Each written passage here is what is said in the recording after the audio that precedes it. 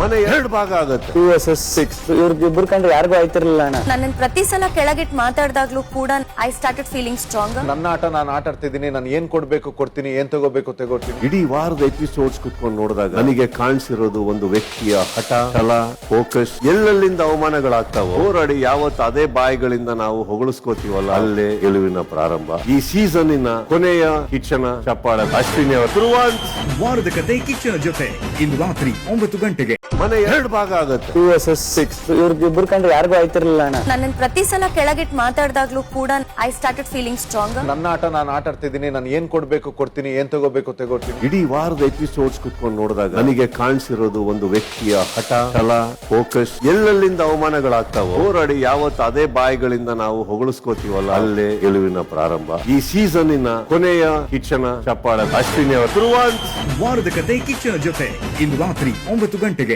ಮನೆ 2 ಭಾಗ ಆಗುತ್ತೆ. 2 vs 6 ಇವ್ರಿಬ್ರು ಕಂಡ್ರೆ ಯಾರಿಗೂ ಆಯ್ತಿರ್ಲಿಲ್ಲ ಅಣ್ಣ. ನನ್ನ ಪ್ರತಿ ಸಲ ಕೆಳಗಿಟ್ಟು ಮಾತಾಡ್ದಾಗ್ಲೂ ಕೂಡ ಐ ಸ್ಟಾರ್ಟೆಡ್ ಫೀಲಿಂಗ್ ಸ್ಟ್ರಾಂಗ್. ನನ್ನ ಆಟ ನಾನು ಆಟ ಆಡ್ತಿದ್ದೀನಿ, ನಾನು ಏನ್ ಕೊಡ್ಬೇಕು ಕೊಡ್ತೀನಿ, ಏನ್ ತಗೋಬೇಕು ತಗೋತೀನಿ. ಇಡೀ ವಾರದ ಎಪಿಸೋಡ್ಸ್ ಕುತ್ಕೊಂಡು ನೋಡಿದಾಗ ನನಗೆ ಕಾಣಿಸಿರೋದು ಒಂದು ವ್ಯಕ್ತಿಯ ಹಠ, ಛಲ, ಫೋಕಸ್. ಎಲ್ಲೆಲ್ಲಿಂದ ಅವಮಾನಗಳಾಗ್ತಾವೋ ಹೋರಾಡಿ ಯಾವತ್ತು ಅದೇ ಬಾಯಿಗಳಿಂದ ನಾವು ಹೊಗಳಿಸ್ಕೋತೀವಲ್ಲ, ಅಲ್ಲೇ ಗೆಲುವಿನ ಪ್ರಾರಂಭ. ಈ ಸೀಸನ್ನಿನ ಕೊನೆಯ ಕಿಚ್ಚನ ಚಪ್ಪಾಳೆ ಅಶ್ವಿನಿ ಅವರು ವಾರದ ಕತೆ ಕಿಚ್ಚನ ಜೊತೆ ಇಂದು ರಾತ್ರಿ 9 ಗಂಟೆಗೆ.